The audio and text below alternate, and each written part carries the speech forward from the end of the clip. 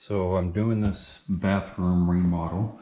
Sometimes I get contacted to do just a shower. Sometimes it's a tub to shower conversion. Sometimes it's the whole bathroom. Sometimes it's just bits and pieces of the bathroom. It's across the board. In here, everything's gonna go. Everything. The floor is gonna go, vanity, the mirror, all of this is gonna go. Fan is going to go. There's going to be more lighting, a can light up there, 4-inch light up there and light up there, LED. New shower fixture, new tile. There'll be a niche here. The tub is going to stay. It's a cast iron, very, very heavy. These tubs weigh typically somewhere between 300 and 400 pounds. Average is about 350, so I don't like taking these out because it's a lot of labor. So I'm happy this is not leaving, but it's going to be quite a change indeed. This house was built in 1985, I want to say, 84, 85, and so there's a lot of stuff going on here that I don't know. I know that the new vanity is going to be much higher, and so for that reason, I might end up having to do some of the replumbing in the wall. There's some unknowns. There's going to be eventually a lighted mirror over here. There's going to be a medicine cabinet. As I said, lighting up there as well. And new toilet, there's going to be new baseboard, new quarter round, all that stuff. So it's going to be quite a big change from what it was. There'll be a niche here. There's going to be, it's going to look awesome. My customer went to the lengths to make sure that even the trim, there's going to be like a blue trim going up the sides, and the blue trim is going to picture frame the niche and all that stuff, and a marble like 12 by 24 porcelain in here. The main reason that I'm doing this is because I ended up with a leak.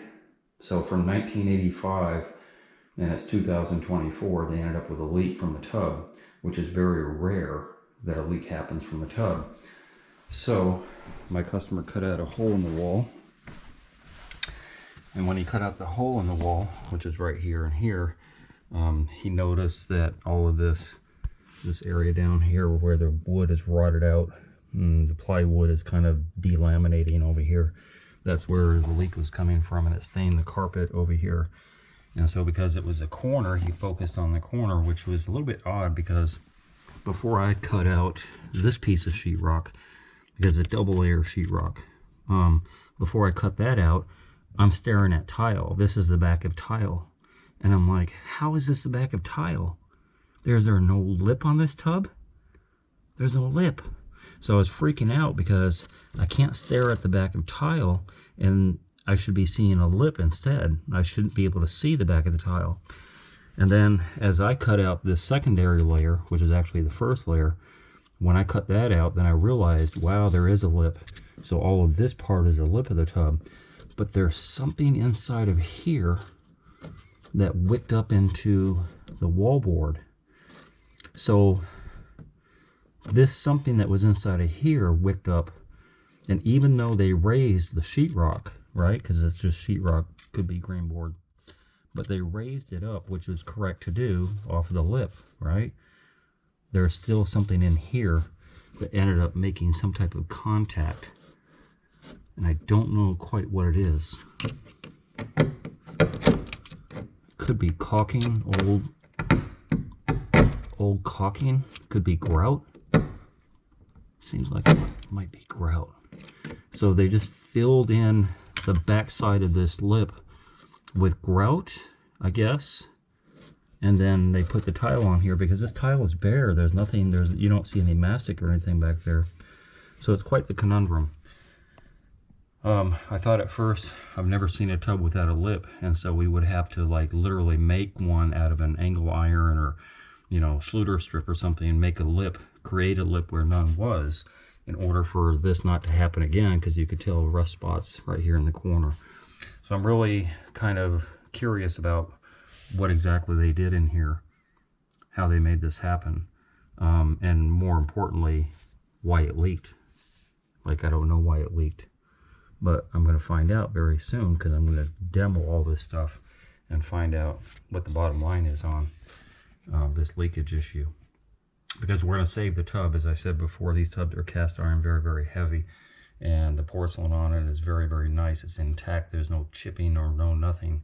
So we're trying to save the tub. So for that reason, I don't want to come back with what they did and then have it leak again. That would not be good. Yeah, all this carpet damage. So yeah, very, very interesting. There's going to be a lot of stuff interesting here. These marble thresholds are normally pretty thick, as you can tell, pretty thick. So I don't know, from 1985 this type of tile just begets, you know, hey, they probably floated this floor, which I'm thinking that they floated this floor. But when I see the walls are double layer sheetrock, then I'm backing off of that and saying there's probably backer board under here, Durarock or something like that, and then they tile on top of that. But I don't know. But from 1985, all these tile are pristine. There's no tile that ever popped up or cracked or did anything. So yeah, this will be interesting to get into, to say the least. But this is day one. There are so many things going on here besides just the 3 walls of the shower and all that stuff. Normally this would probably be about a 5-day job, but I've got all this electrical and plumbing and all this other stuff to take care of. So probably pushing about 7, possibly 8 to get all this done. Maybe, I don't know. But that's what I anticipate. My worst fear realized, which I already kind of knew. When you see these old transition strips that are very, very thick, more than likely you have a floated floor. As you saw, the tile is pristine, right? And that's usually indicative of a floated floor.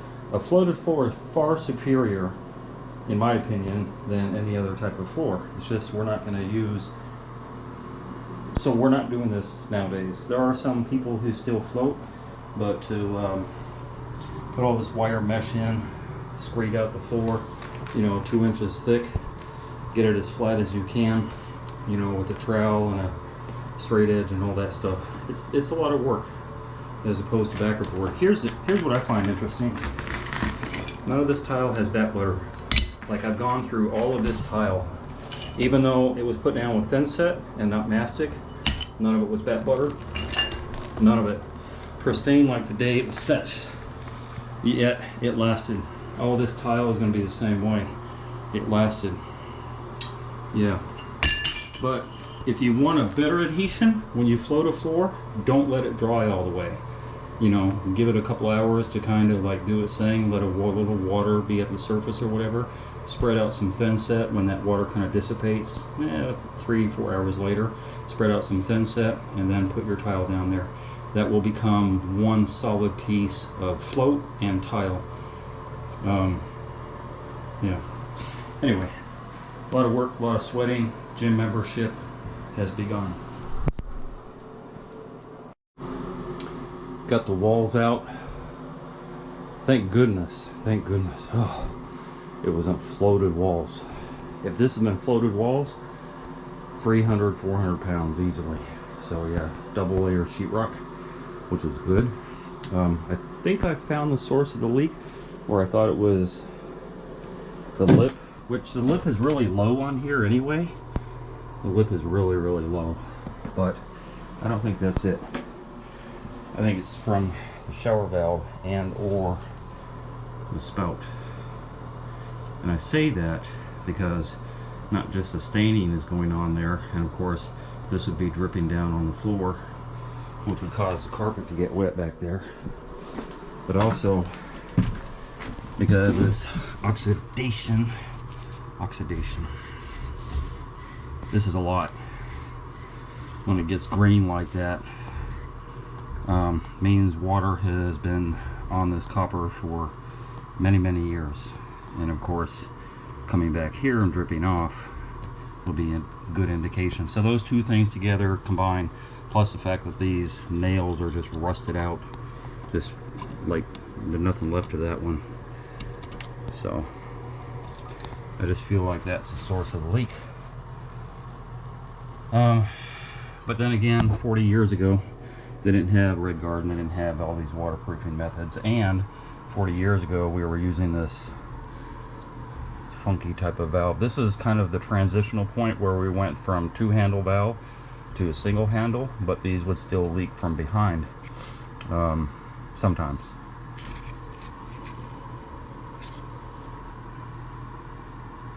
It could be, I doubt it's a diverter.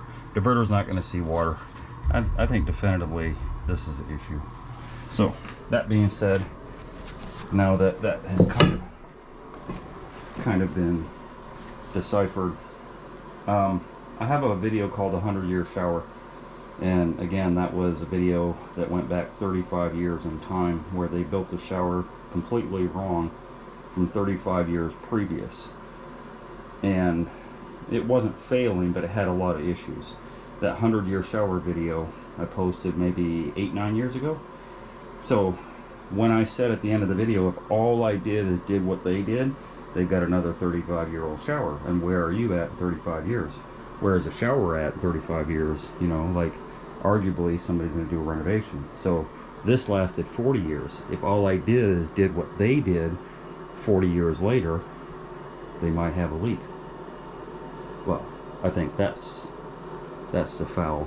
Not the waterproofing or anything with that. I think that's the foul. But yeah, that's it.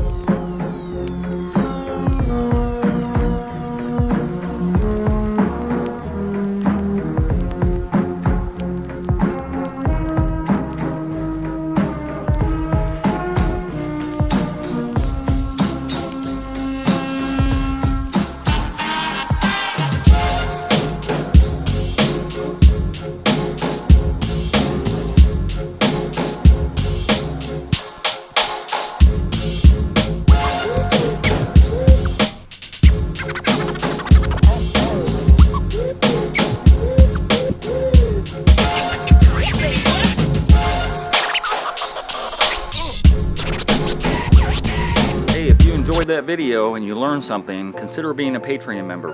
$5, $10, $15 a month would help me greatly produce more videos. I make nothing from YouTube at all. If you're gonna call me for advice, please donate $50 for 30 minutes. My link to my PayPal and my Patreon account is down below. And if you haven't already, hit the subscribe button and hit the bell so you get immediate notifications as soon as I post videos. And thank you very much for your support.